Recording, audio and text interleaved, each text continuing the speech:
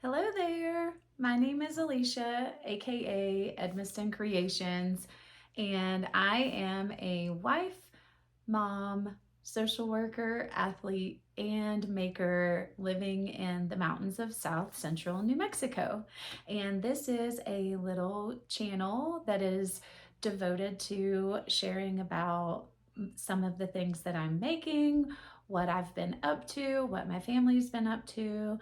And in today's episode, I have some viewer questions that I want to answer and also just give a brief update about my Thanksgiving holiday and a few things that I have made since my previous episode.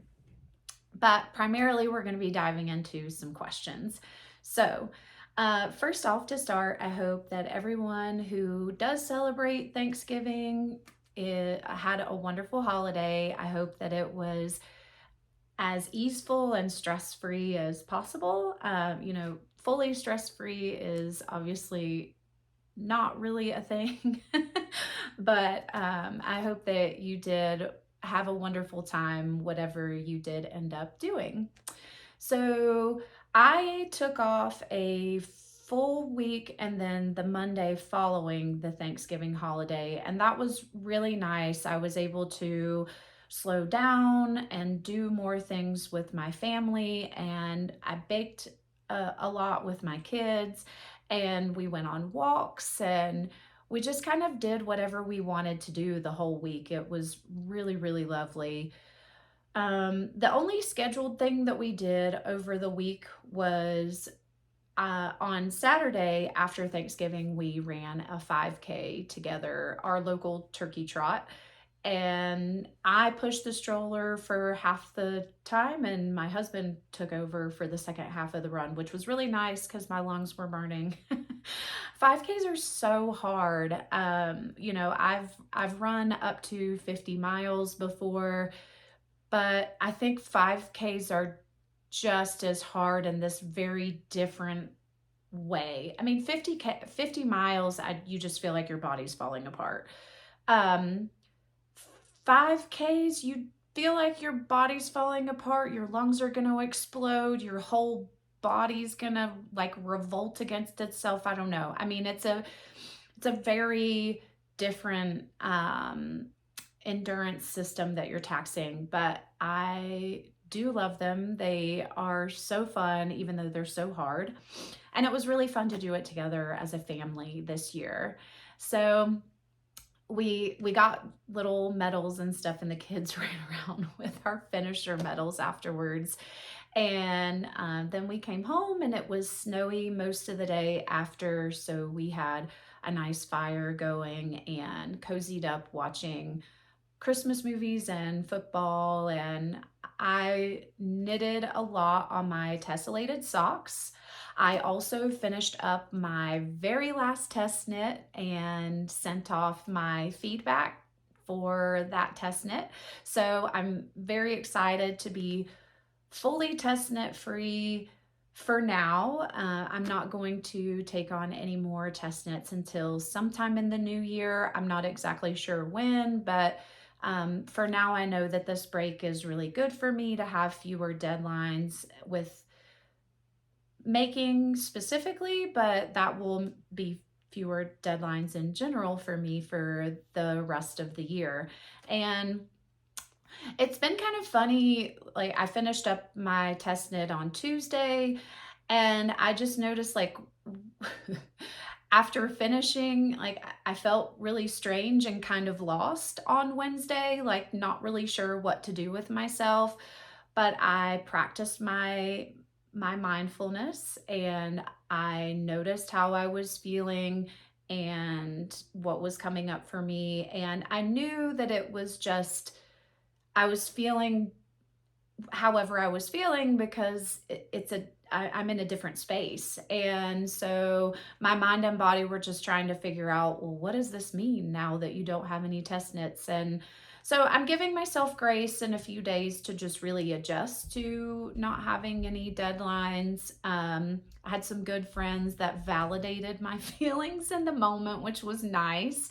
So I now, having a couple of days to absorb that adjustment, I'm feeling really good and liberated. So I mean, I know it was the right decision for me to make, and so sitting where I am now, it's really reassuring that I did make the best decision for myself.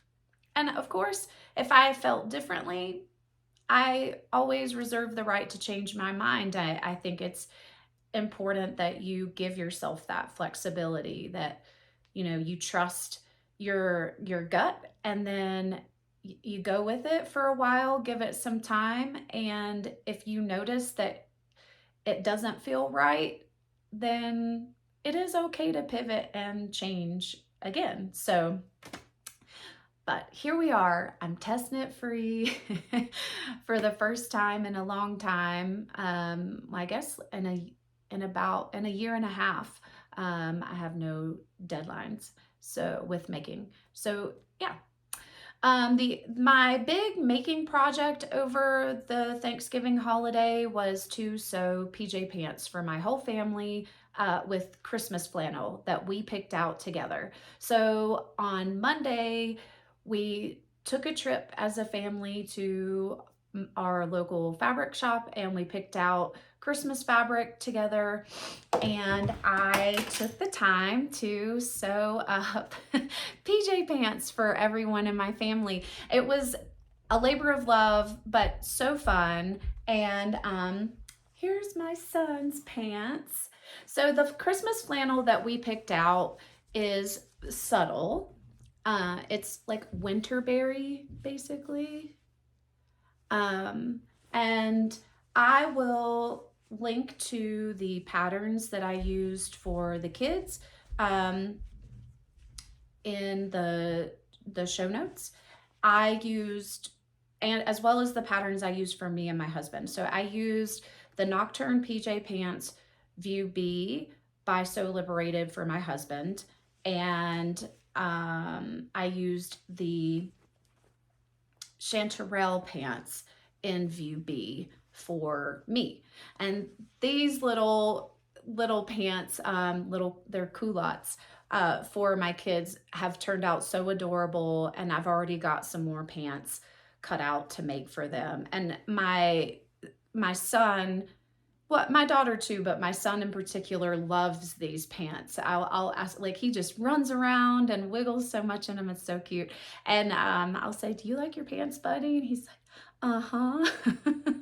So it just warms my heart that he likes them so much, because like that's what it's all about. I mean, is to make something, but then to wear it and see the joy that it brings you or the people you love. So here are my holiday PJ pants. This is the chanterelles. And because the fabric is now the chanterelles do have pockets. This is the back. So these are back pockets. It's kind of hard to see the stitching lines and everything because the fabric is busy, but there are front pockets as well. And I love the chanterelle View B pants because it's this, you sew in a little pleat, and they have a cute little barrel leg. That pant leg just seems to be quite flattering, and it's very comfortable. So I am obsessed with the View B of the chanterelle pants. These also, because they hit, or the way that I've made mine, they're slightly cropped, like they hit right at my ankle bone. Super cute pants to wear hand knit socks with. Just saying. And honestly, when we went over to pick out the Christmas flannel together, I wasn't, well, so I was like curious how they would come out and everything. And I had just sewn a pair of chanterelles in View B in some French terry in knit fabric. So they're like bougie sweatpants. So I was really curious how the flannel would feel on, like, will it be as cozy as these sweatpants? And I can 100% say yes, they are super cozy. The more that I have worn them, the softer they get. And so it's like they're broken in and worn in now. And I was absolutely obsessed. I have worn them so much. My family have worn theirs so much, which just makes me so happy. And we were able to decorate our Christmas tree together wearing our matching mom made PJ pants. And that was just so awesome. I loved it. So this is a project I'm not necessarily committing to doing every single year for my family, but I wanted to do it this year, and it was wonderful. So I was so obsessed with the Christmas flannel, though, I went back on Small Business Saturday to a quilting situation, and I got some more for myself. So I sewed another pair of chanterelles in this fabric. You see these little Christmas heart wreaths, and you can see the pockets a little better now. And here's back pockets. I love how big both the front and the back pockets are on these. And the little Christmas heart wreaths, I was drawn to this fabric for a few reasons. And one of the reasons is my dad used to make grapevine wreaths and baskets while I was growing up, and some of my fondest memories are hanging out with my dad in the garage while he was making grapevine wreaths. And he also does heart-shaped wreaths out of grapevine, and just talking to him and feeling heard, and it, just wonderful. Is a great way to connect with my dad. And he also, in 2012, in December, he had heart surgery. And that was a really emotional time for me and for my immediate family. And, it brought us together, and we made it through. My dad's healthy and happy and running ultras, and great storyteller. But yeah, this fabric makes me think of my dad, and the heart being the symbol of love and the center of all things for me. I mean, I feel like, love is the center of not only our physical being and wellness, but also the center of the home and family. And so it's really nice to have a fabric that's so meaningful to me, and now I can wear them all through the holidays and feel nice and cozy too. So yeah. I have another pair of chanterelles in Christmas flannel cut out, but I haven't sewn them up yet, so I'll show them whenever I get them sewn. And my last sewing project, I'm actually going to finish this up today, is a Christmas hinterland. So I still need to do the button plackets. I have it pinned together just so it'll not flop everywhere. But I need to do the button plackets and do the cuffs on the sleeves. This is the first time I did 3/4 sleeves, and I'm really proud of myself. I feel like each time I do set in sleeves, it gets a little easier. So it's nice to see my sewing skills progress in that way. And if there's a little pucker here and there, nothing a seam ripper won't fix. So yeah, I'm really happy with how this is coming out right now. And I used a little plant Sarah Hearts label for the back of my dress. Not really necessary because it's pretty clear with the hinterland what's the front and what's the back, but I just wanted to put it in there because it's cute. And I'm gonna use these buttons from Idlewild Clay. They're super cute little rectangle buttons. I think it'll just look nice and festive with this fabric. I'm gonna do a half placket dress. So I'm hoping to finish that up today. I have a shorter work day today. So my husband is a saint, and he is going to pick my daughter up from school and take the kids with him to gymnastics. So I'll have a couple hours of concentrated sewing time to knock out this dress, hopefully. So that's it in my making update.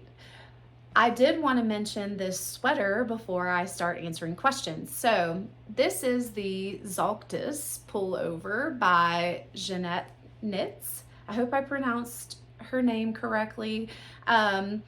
Jeanette is Latvian, and she has some of the most beautiful color work designs. This is actually the very first test knit I ever did. I was so thrilled to be picked for this test, and I love it. I wear it so much. It's knit with metamorphic. I forget the marl it was gray pink, but I forget what number it was. They're out of stock of it now. It was one of the first batches of metamorphic that Spin Cycle ever released. And then this is Spin Cycle's Nocturne in Night Watch. So I love this motif. It's a raglan top-down colorwork sweater, and then you go back and pick up the collar. I love this cozy turtleneck collar. This is the sweater I gravitate towards anytime it's cold outside. I get a lot of wear out of it in the fall and in the winter months. Every now and then in the summer, I will grab it in the evenings. But today it's particularly cold outside, and we've had a lot of flurries within the last 36 hours or so. So I wanted to have something warm on because it's like in the 20s Fahrenheit outside. So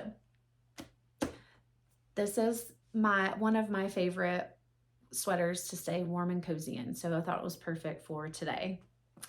Now, let's dive into some questions. I've accumulated a few questions from viewers, and so we'll see how many I get through in the interest of time. I'm not really great at rapid fire questions. I mean, I am a social worker and a therapist, and typically we like to talk. So I'll do my best here, and we'll see if we can get through all of them. So one of the very first questions that I've gotten, and I got this from multiple people, is what do you do while you're knitting?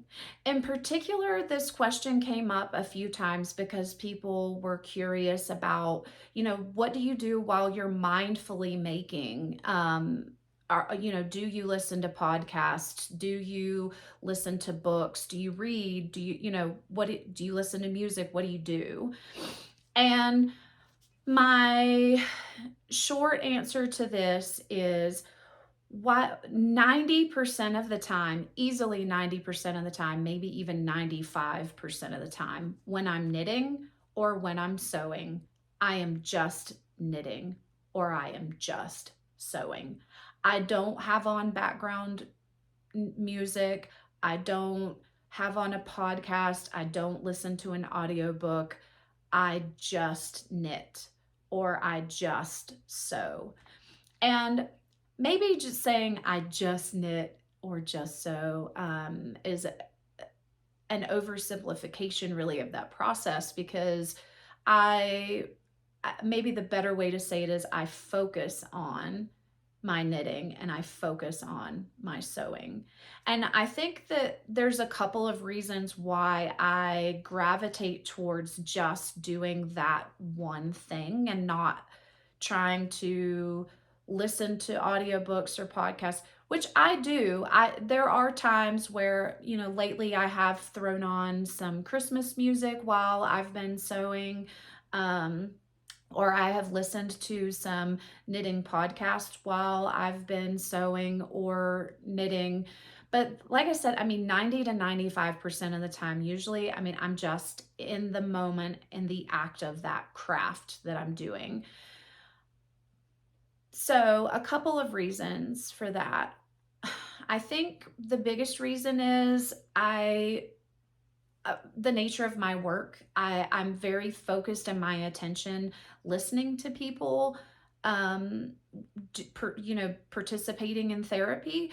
And so for me, that time to knit and sew is it can be a reflective time, where I'm reflecting on, my day, but then bringing myself back into the moment of the act of what I'm doing at the time, so I can process things and let them go, and settle into my evening, settle into my day, what have you. It's a great opportunity for me to really just be with my thoughts and my emotions that are present. I use knitting as a grounding practice. So I really enjoy the tactile experience of the needles clicking in my hand, the sound of the needles clicking in my hands, the feel of the wool that I'm using, the look and the visual of the project coming together as I'm stitching it, all of those things. I mean, I really enjoy every moment of that process.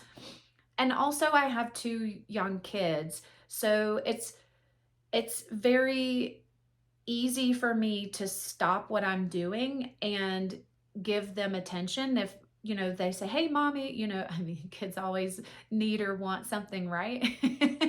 So it's a lot easier for me to engage and be present with my family if I'm only doing the craft and not trying to do the craft plus also consume other content. Now that's, like I said, sometimes, I mean, that I do listen to audiobooks and I do watch other knitting channels on YouTube while I am knitting, but that is a very small percentage of my time. Just because I get interrupted a lot, and so when I can't listen to the book or the podcast or whatever, without, frequent interruption, I just kind of give up. So yeah, so most of the time I am just doing what I'm doing. And years ago, sometime in the mid 2000s, I read the book, um, The Shallows by Nicholas Carr. And that is a really interesting read about research and how the internet and technology is changing our brains and our attention span to be more shallow, hence the name of the book.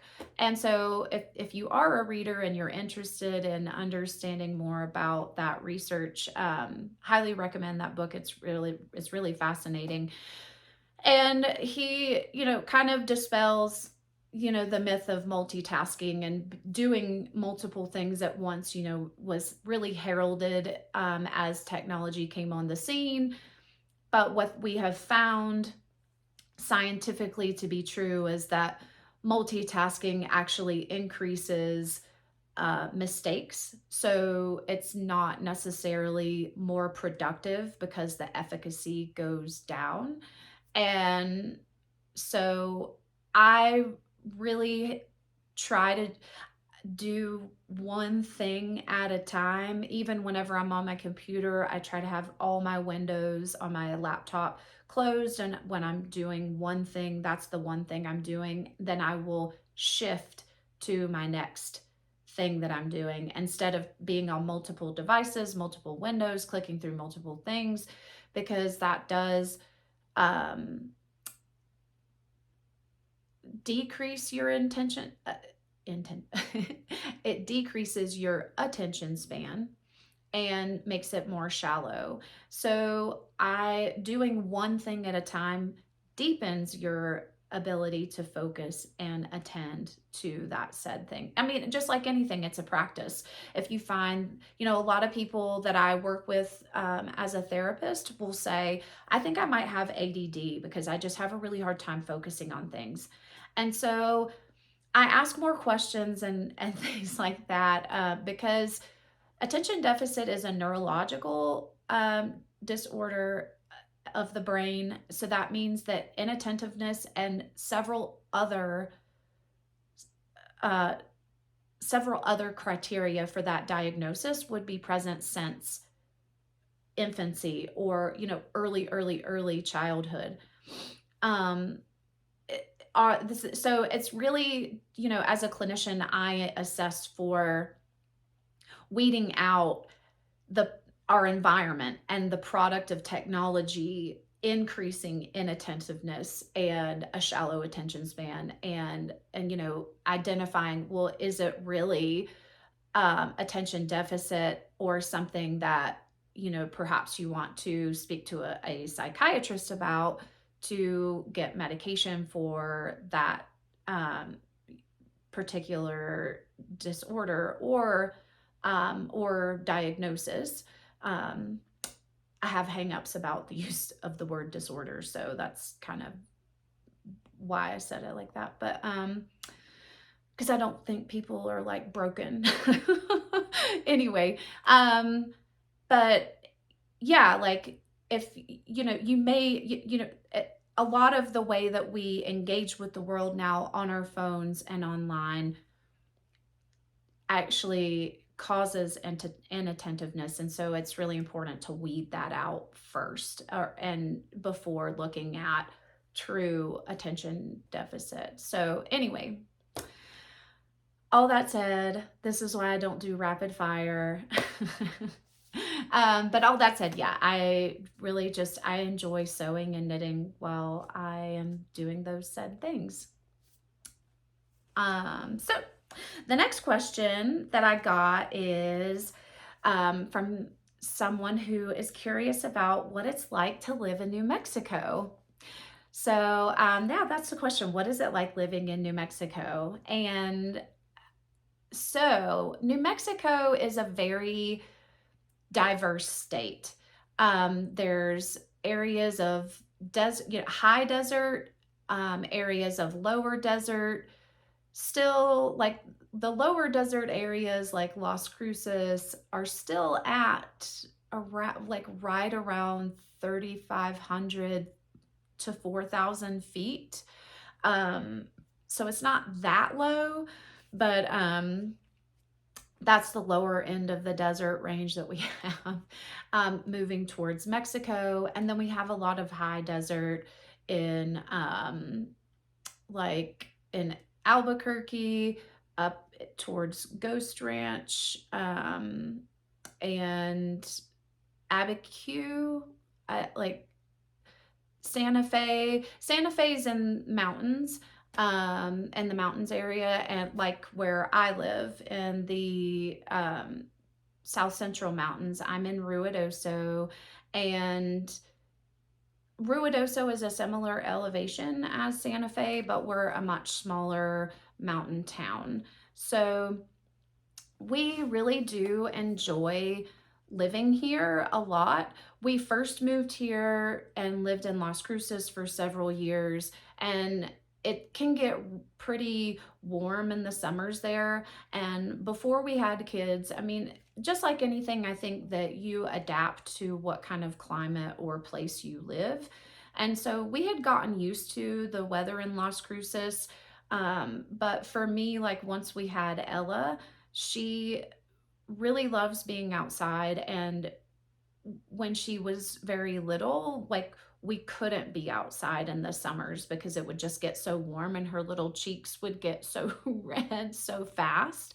So we would go, spend time outside in the early mornings and in the late evenings, but she really wanted to be outside most of the day. So that was hard for me. When we had the opportunity to move up to the mountains, we jumped at the chance. And so now we can be outside year round. It really doesn't get very hot here, even in the summertime. I mean, we definitely have summer weather. We have all 4 of the seasons, which is lovely. We do get a lot of snow in the winter, but the snow here, because we're in high desert, is very different from what I remember it being like on the East Coast. On the East Coast, it could snow like 5 or 6 inches, and it would stick around for days, maybe even a week, or more. And here, we could get that amount of snow and it would melt and be gone like the roads are drivable like the next day, it seems. Just because the air is so dry, whenever the snow starts to melt, it evaporates off into the dryness of the air instead of just kind of that freeze thaw cycle that you know, with all the humidity on the East Coast. So snow just doesn't linger here, which is kind of nice because travel isn't interrupted. You know, unless like, except for when it's actively snowing, you know, it's, you know, we kind of park it and stay home, and then the roads are passable pretty much once they plow the roads. And they plow the roads a lot here because we're used to getting frequent snow in the winter months. There, you know, and overall, New Mexico is a sparsely populated state. There's 2 million, a little over 2 million people in the entire state of New Mexico. And that can be hard to wrap your head around with like the vast land area that we have. Like the town that I live in, the population is 8,000 people. And unlike more densely populated areas where like a little 8,000 person town would bump, you would drive and bump up against the next 8,000 person town or 12,000 person town. Like when you leave the border of our town, it's an hour either way off the mountain to the next populated town. Now there are, of course, houses here and there, maybe random places, but to the next town, it's an hour drive. And we don't have big box stores here. There's not a UPS store, so there's no such thing as an Amazon return in my town. If I need to return something on Amazon, I have to plan it around when I'm gonna drive to Las Cruces, or maybe my husband can take it with him when he goes to work in Roswell and he can return it because we don't have a UPS store here. So there's things like that that you just kind of adjust to. We don't have a local yarn shop, so I do the majority of my, I do all of my yarn shopping online, except for when I go to go back home to see family. I will get to shop at Black Mountain Yarn Shop in person, or if I go to Osser, Santa Fe, then I have the opportunity to shop for yarn and fabric in person there. And so, yeah, I mean, you know, it's just like anything, you adjust. We love the outdoors here. We live about 200 meters from the Lincoln National Forest trail system. So, I mean, like our neighborhood walks are in the National Forest, which is amazing. And we're kind of quiet people, so this really works well for us right now. So yeah, if you're a big city person, then living somewhere like Albuquerque may suit you better if you wanted to live in New Mexico. But you know, for us, Albuquerque feels too big, but we do like visiting Albuquerque from time to time. And we love Santa Fe and we love Las Cruces. So yeah, that's kind of what it's like to live in New Mexico. I've been a lone wolf most of my life, so it's easy to adapt to being in a rural area like this. There are times where it's hard and you miss the conveniences of being in a more densely populated area. I'm not gonna lie, but that's very few and far between for me. So yeah. So let's see. I will go ahead and try to answer these last few questions. They all have to do with working out. So one person asked me, how do I stay in shape? So this is a little bit of a loaded question. I was a professional athlete for years. I went to my undergraduate university on scholarship for cross country and track. I was a 5-time state champion in cross country and track in high school, and so I was able to get a scholarship to university to run. And after, in my senior year of undergrad, I picked up cycling as a way to cross train for my cross country and track running. And I loved cycling. I started cycling in the mountains of North Carolina and Boone, and it's a beautiful area to ride your bike. So it was easy to fall in love with. I started doing some bike races that year, turned pro that year.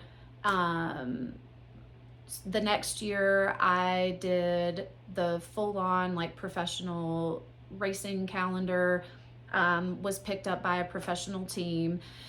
And then I raced as a professional cyclist for several years. In my last few years as a professional athlete, I transitioned to also doing triathlons. I raced for the US national team for triathlon and for cycling. I was on the long Olympic selection team for Beijing for cycling. But leading into the Olympic year, I had an accident when I was out training. An F-150 hit me head on while I was cycling in the Wilsons Creek Gorge of North Carolina. And I didn't break any bones, but it shook me up. And mentally, I had already come back from a couple of injuries, and I just didn't have it in me to come back from that injury. Basically, my right knee took the full front of the hit, but I rolled over the truck. Luckily, I tucked and rolled. And so I was okay. I still went to the ER to get checked out. And I mean, I was fine, but it just, because of the blunt trauma to my knee, I just needed to take time off of cycling and running. And I had to sit out of duathlon world championships that year because of that injury. And that was a really big bummer for me. And that's when I decided to start teaching. That was what my undergrad was in. And so I started teaching, and I just did, as I recovered, I just did cycling for fun.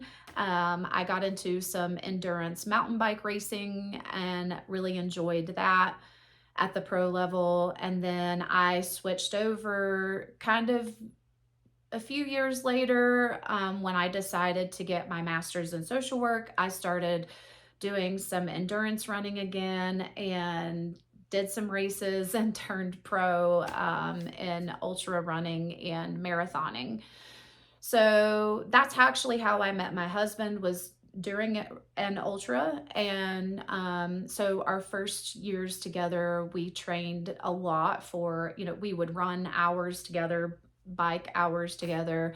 And as we moved out here, I found CrossFit, and I really I've always loved weightlifting, and CrossFit just felt like this perfect blend of endurance, but then explosiveness and power that I really enjoy and I wanted to get into.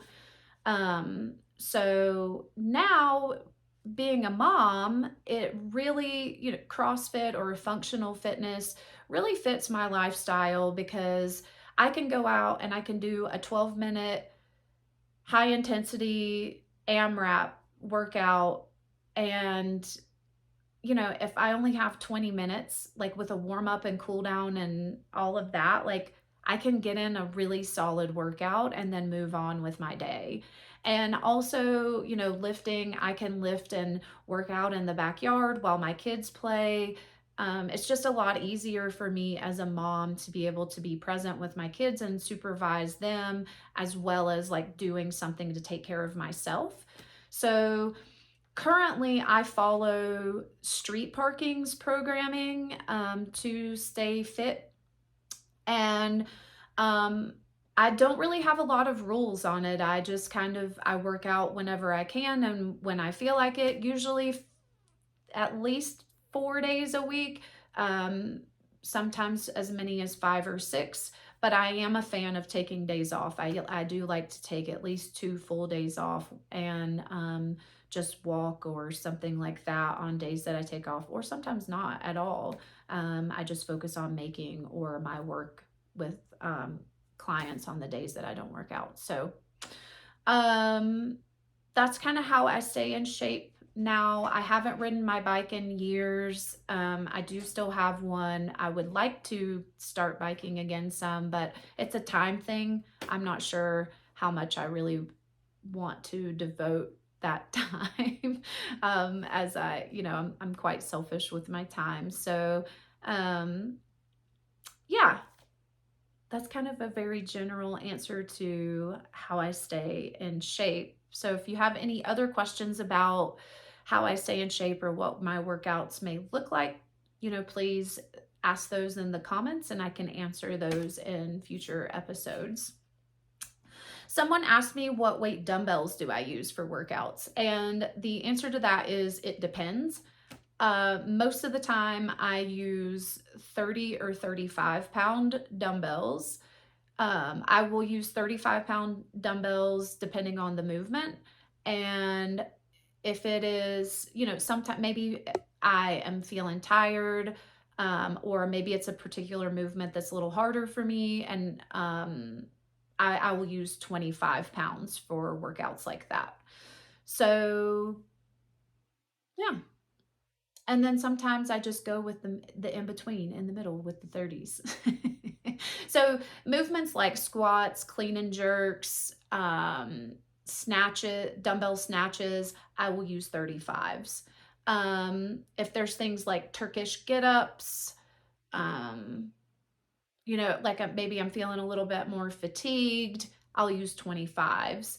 And if it's maybe a blend of movements that like I need something a little bit lighter to be able to have good efficacy and efficiency in the movement, I'll go with 30-pound dumbbells. And yeah.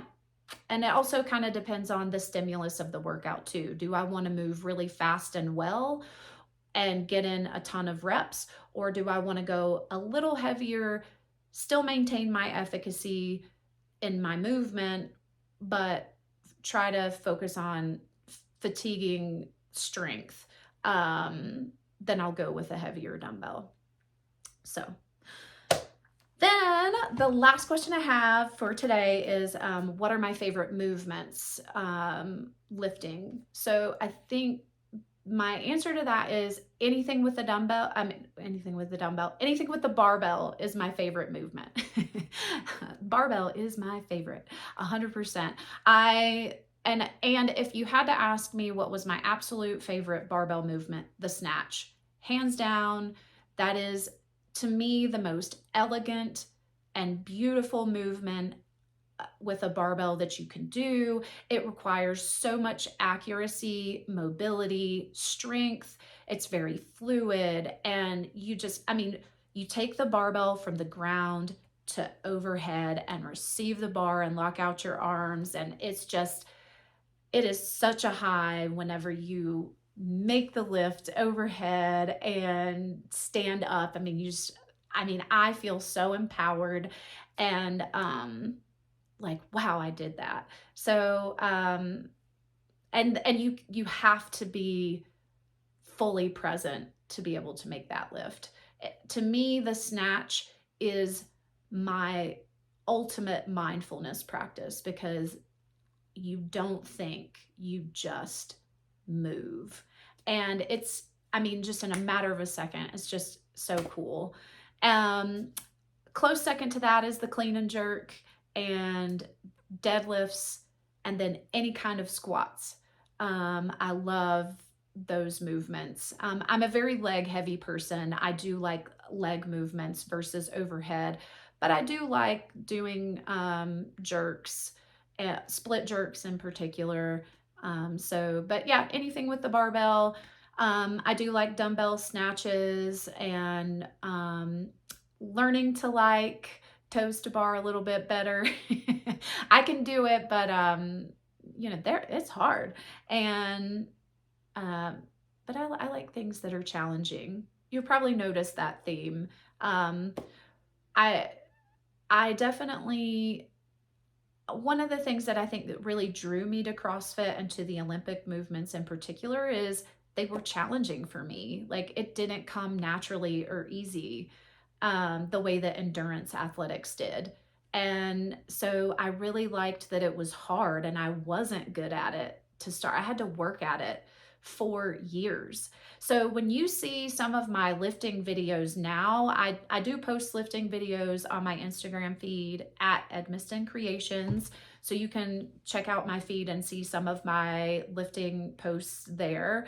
But I like when you see my movements now, I want you to know it took me years of practicing these movements and focusing and honing in on my technique. And I still work on my technique now.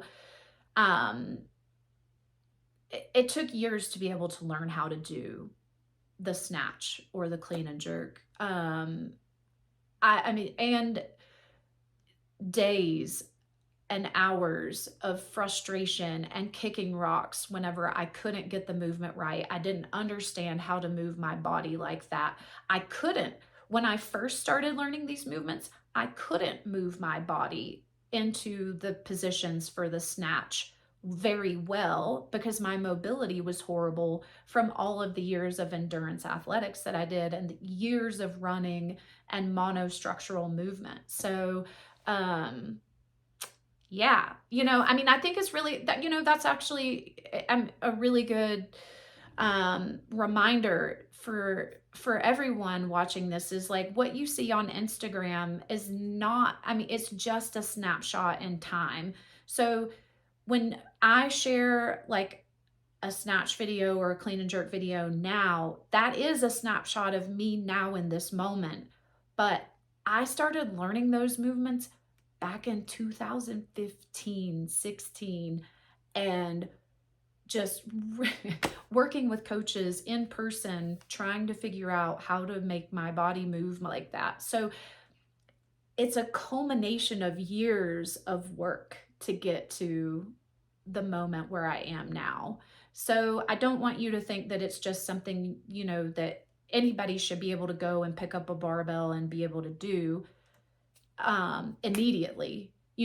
Anyone can learn how to do it with practice, but you have to be willing to make that commitment and the time. And it was really important for me to do those things and do them safely. So that's why I worked with a coach for a long time. And actually, I'm still in touch with my weightlifting coach in Las Cruces from time to time, and he'll comment on my lifts and stuff now and tell me good job. And I still feel like, oh, yay me.